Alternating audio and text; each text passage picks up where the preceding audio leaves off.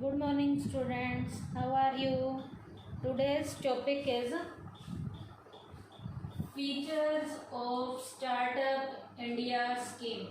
आज का बेटा हमारा टॉपिक जो है स्टार्टअप इंडिया स्कीम की फीचर्स का है। आपको पीछे मैंने बताया था स्टार्टअप इंडिया स्कीम हमारे प्राइम मिनिस्टर श्री नरेंद्र मोदी जी ने 15 अगस्त 2015 को इस स्कीम को शुरू किया था। इस स्कीम का मेन पर्पस जो है स्किल्ड लेवल के जो यूथ हैं उनके अंदर टेक्नोलॉजी को डेवलप करना और उन्हें एम्प्लॉयमेंट की अपॉर्चुनिटीज़ को प्रोवाइड कराना इस स्कीम का मेन पर्पस था। अब बेटा जो स्टार्टअप इंडिया स्कीम बनी है इस स्कीम की फीचर्स क्या क्या हैं, तो आज के टॉपिक में बेटा मैं आपको इस स्कीम की फीचर्स करवाऊंगी। और इसकी पहली फीचर है इनोवेटिव डेवलपमेंट। क्या? Innovative development. According to this feature of startup, the benefit of this can be taken only by those entrepreneurs the aim of where business is innovation या aim of whose business is innovation. ये startup India scheme जो है उन entrepreneurs को सबसे ज़्यादा benefit देती है जिन एंटरप्रेन्योर्स का बिजनेस इनोवेशन के ऊपर बेस्ड होता है।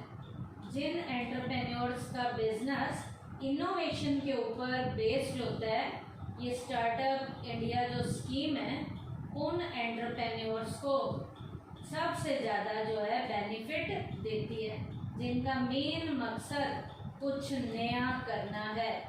Innovation refers to developing a new process, new thing और new service and bringing about an important change in the current process या करंट थिंग या करंट सर्विस। जिस एंटरप्रेन्योर का भी मेन पर्पस करंट वाले प्रोसेस को चेंज करना, उसमें कुछ नया लाना, करंट लेवल की जो थिंग्स हैं उनमें कुछ चेंज करना, कुछ नया लाना, और करंट लेवल की कोई सर्विस है उसमें कुछ नया करना, इस स्कीम का जो मेन क्या था, ऑब्जेक्टिव था। तो ये स्कीम जो स्टार्टअप स्कीम है ये ऐसे एंटरप्रेन्योर्स को बेनिफिट देती है जिनका मेन ऑब्जेक्टिव या जिनका बिजनेस इनोवेशन पर बेस्ड होता है। सेकंड पॉइंट है नर्चरिंग एंटरप्रेन्योरशिप। नर्चरिंग एंटरप्रेन्योरशिप, यहाँ नर्चरिंग का मतलब है उन्हें एनकरेज किया जाता है। This scheme is of encouraging entrepreneurship. ये स्टार्टअप स्कीम जो है एंटरप्रेन्योर्स को एनकरेज करती है, प्रोत्साहन देती है, because entrepreneurship is a risky area. क्योंकि एंटरप्रेन्योरशिप में एंटरप्रेन्योर्स को बहुत से रिस्क कवर करने पड़ते हैं। सो द यूथ, जितने भी हमारे यूथ हैं, इन रिस्क को टाइमली अवॉइड कर सकें। So the youth avoids it, ताकि यूथ्स को इस तरीके से स्कीम के अंदर सिखाया जाता है ताकि जो एंटरप्रेन्योर्स हैं वो रिस्क को प्रॉपर तरीके से कवर कर सकें। तो ये जो स्कीम है स्टार्टअप इंडिया की जो स्कीम है ये एंटरप्रेन्योर्स को एनकरेजमेंट देती है। किस चीज़ के लिए एनकरेजमेंट देती है? ताकि जो रिस्की वाले एरियाज हैं उन एरियाज में भी वो एंटरप्रेन्योर्स प्रॉपर तरीके से रिस्क को कवर कर सकें। Through the medium of startup scheme the government has attempted to develop it by giving it a special identity. यहाँ पर स्टार्टअप इंडिया स्कीम में ऐसे एंटरप्रेन्योर जो टाइमली प्रॉपर तरीके से रिस्क कवर करते हैं उन्हें एनकरेजमेंट ये स्कीम जो है देती है ताकि उन एंटरप्रेन्योर्स की एक अलग आइडेंटिटी बन सके, उनकी एक अलग पहचान बन सके। थर्ड पॉइंट है रिलेटेड विद लिमिटेड एरिया। इसका रिलेशन लिमिटेड एरिया से है। कौन से स्कीम का? स्टार्टअप इंडिया स्कीम का। The government attempt is that the benefit of this scheme reaches the small entrepreneurs। इस स्कीम का बेनिफिट बड़े एंटरप्रेन्योर्स को बेनिफिट देना नहीं है। इस स्कीम का जो मेन पर्पस है वो छोटे मोटे जो एंटरप्रेन्योर्स हैं उनको इस स्कीम का बेनिफिट देना इसका मेन पर्पस है। That is why the major of sale and the time limit of the business establishment have been fixed for the business concern coming under the startup। इस startup scheme के अंदर छोटे entrepreneurs को ये benefit दिया जाता है कि उन्हें मान लीजिए माल को बनाने के बाद उन्हें अपने माल को बेचने में दिक्कत आ रही है। माल को बेचने के अंदर जो टाइम लिमिट जो एस्टेब्लिश की जाती है उसमें यदि उन्हें कोई प्रॉब्लम आ रही है तो ये स्कीम उन एंटरप्रेन्योर्स के माल को प्रॉपर बिकवाने में भी ये स्कीम उनकी हेल्प करती है। The sale of the business concern in any financial year should not exceeding ₹100 crore and more than 7 or 10 years more than 7 or 10 years should not have passed after the establishment of the business unit। बेटा normal unit में मैंने बताया था और जो आपकी biotech वाली जो यूनिट है उनके लिए भी मैंने बताया था कि जो इन्होंने अपनी लिमिट सेट की है वो जो है सेल जो बिजनेस के कंसर्न की जो फाइनेंशियल ईयर की है वो 100 करोड़ रुपए से ज़्यादा नहीं होनी चाहिए। उन एंटरप्रेन्योर्स को इस स्कीम के तहत क्या दिया जाता है? बेनिफिट दिया जाता है। उसके बाद है मिनिमम लीगल कॉम्प्लेक्सिटीज। इस स्कीम के अंदर बहुत ज़्यादा लीगल लेवल की कोई फॉर्मेलिटीज़ भी पूरी नहीं करनी पड़ती। इस स्कीम का बेनिफिट उठाने के लिए मिनिमम लीगल लेवल की फॉर्मेलिटीज़ हमें पूरी करनी पड़ती हैं। A special care has been taken under the startup scheme that there should be minimum legal complexities। इस स्कीम का बेनिफिट उठाने के लिए थोड़ी बहुत ही कानूनी औपचारिकताएं पूरी करनी पड़ती हैं। For example, for 3 years no inspection related to labor laws shall be made of the business unit coming under the scheme। इस स्कीम के अंदर जो लेबर लॉ के 3 साल के अंदर उनकी लेबर लॉ का किसी भी तरीके का कोई भी इंस्पेक्शन नहीं होगा। तो इसका मतलब इस स्कीम का बेनिफिट उठाने के लिए जो लीगल लेवल की जो कॉम्प्लेक्सिटीज़ हैं वो ज़्यादा नहीं है, थोड़ी बहुत हैं। एग्जाम्पल क्या है? For 3 years no inspection related to labor law। 3 साल के बीच में किसी भी तरीके का लेबर लॉ के अकॉर्डिंग कोई भी इंस्पेक्शन नहीं किया जाएगा। कौन सी स्कीम का बेनिफिट जो लेते हैं? जो स्टार्टअप इंडिया स्कीम का बेनिफिट लेते हैं। उसके बाद है declaration of financial benefits. Financial level के भी कुछ बेनिफिट्स इन्हें दिए जाते हैं। Several financial rebates by the government have been granted to the business unit coming under the startup scheme.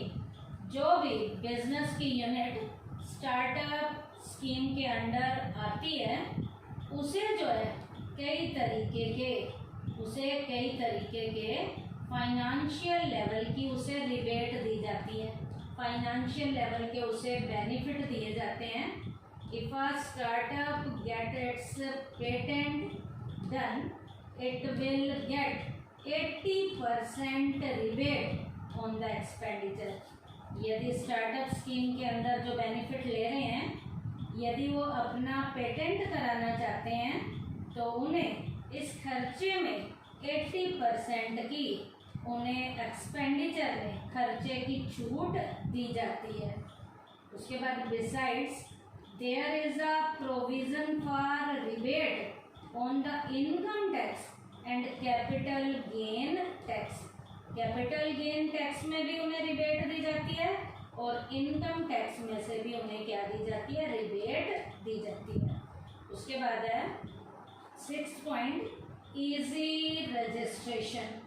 Easy registration to get the registration of a business unit done under this scheme is quite easy।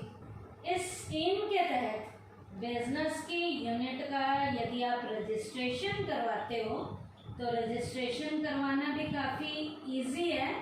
It's registration is done on online itself. ऐसी unit का online basis पे अपने आप ही, online basis पर अपने आप ही online उनका क्या हो जाता है, रजिस्ट्रेशन हो जाता है। अब जब ऑनलाइन उनका रजिस्ट्रेशन हो गया तो रजिस्ट्रेशन का प्रोसेस काफ़ी इजी हो जाता है। With this am the government started a mobile app. इसके लिए मोबाइल की ऐप भी हमारी गवर्नमेंट ने शुरू की है एंड पोर्टल, एक पोर्टल भी बनाया है ऑन अप्रैल 1, 2016 से। 1 अप्रैल 2016 से एक मोबाइल ऐप और एक रजिस्ट्रेशन का पोर्टल भी बनाया गया है। By using it registration under the startup scheme is possible in 1 day only. इसके कारण एक ही दिन के अंदर उनका रजिस्ट्रेशन हो जाता है। तो रजिस्ट्रेशन का प्रोसेस भी, इस स्कीम का जो बेनिफिट उठाते हैं उनका रजिस्ट्रेशन प्रोसेस भी काफ़ी इजीली ऑनलाइन बेसिस पे हो जाता है। उसके बाद है startup support hub. Startup support के हब भी बनाए गए हैं, इसके लिए हमारी मिनिस्ट्री ने रोल प्ले किया है। The ministry of human resource development HRD and department of science and technology, science और टेक्नोलॉजी के डिपार्टमेंट ने have jointly decided that they will establish startup support hub in different educational institution। बेटा HRD ने, human resource development की ministry ने और science और technology के डिपार्टमेंट ने मिलकर बेटा स्टार्टअप सपोर्ट हब को एस्टेब्लिश करने का काम किया है। अलग अलग एजुकेशनल लेवल की इंस्टीट्यूशन में these hubs will be set up mainly in the following institution। ये स्टार्टअप वाले जो हब हैं ये कुछ एजुकेशनल इंस्टीट्यूशन में उनका सेटअप लगाया गया, शुरू किए गए हैं। वो इंस्टीट्यूशन कौन कौन से हैं? पहला है NITs, national institute of technologies, IIITs, Indian institute of information technology. उसके बाद है IISERS, Indian institute of science education and research, और NIPERS, national institute of pharmaceutical education and research. In educational institution में स्टार्टअप सपोर्ट के hub शुरू किए गए हैं। किनकी हेल्प से? ह्यूमन रिसोर्स डेवलपमेंट मिनिस्ट्री की हेल्प से और साइंस और टेक्नोलॉजी के डिपार्टमेंट की हेल्प से। उसके बाद है लास्ट पॉइंट, गवर्नमेंट फंडिंग। इसके ऊपर फंड गवर्नमेंट के द्वारा खर्च किया जाता है to encourage startup in the first 4 years aiming at rupees 2,500 crores every year।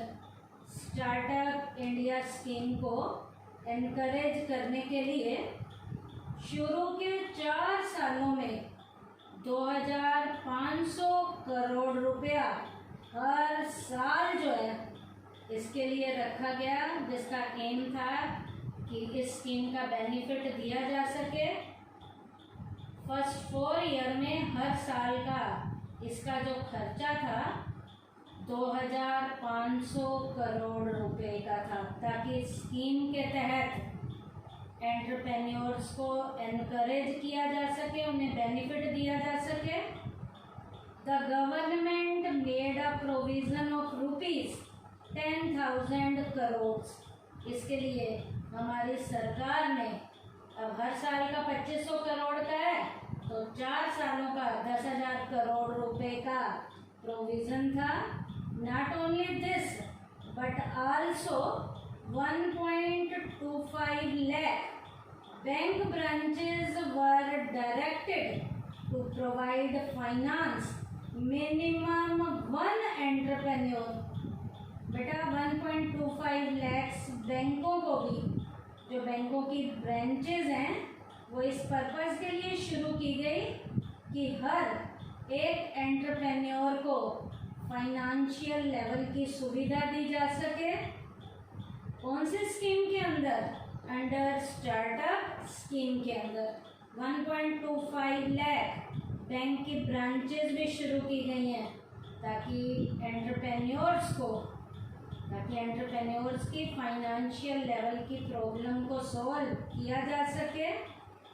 They were further directed that the finance provided in this manner must include at least 1 tribal entrepreneur और a Dalit entrepreneur और a women entrepreneur. Government की funding में ज़्यादातर जिन entrepreneurs को benefit scheme के तहत दिया जाएगा वो ट्राइबल एरिया के एंटरप्रेन्योर होंगे, दलित एंटरप्रेन्योर होंगे, या जो लेडीज़ एंटरप्रेन्योर हैं उन्हें जो है स्टार्टअप इंडिया स्कीम के अंदर बेनिफिट दिया जाएगा। तो ये पॉइंट था गवर्नमेंट की फंडिंग का कि पहले 4 सालों में 10,000 करोड़ रुपए का प्रोविज़न था और 1 साल का 2,500 करोड़ का था, और 1.25 लाख बैंक की ब्रांचेस भी इसी पर्पस के लिए बनाई गई ताकि एंटरप्रेन्योर को फाइनेंशियली उनकी हेल्प की जा सके। और इनका मेन मकसद ट्राइबल एंटरप्रेन्योर, दलित एंटरप्रेन्योर और विमेन एंटरप्रेन्योर्स जो हैं उनकी पैसे से रिलेटेड, फंड से रिलेटेड उनकी फाइनेंशियल प्रॉब्लम को इस स्कीम के तहत सॉल्व किया जा सके। तो आज के टॉपिक में हमने क्या पढ़ा? स्टार्टअप इंडिया स्कीम की फीचर्स पढ़ी हैं। पॉइंट क्या क्या है? Innovative development, nurturing entrepreneurship, related with limited area, minimum legal complexities, declaration of financial benefits, easy registration, startup support hub, और लास्ट पॉइंट है गवर्नमेंट फंडिंग। थैंक यू बेटा।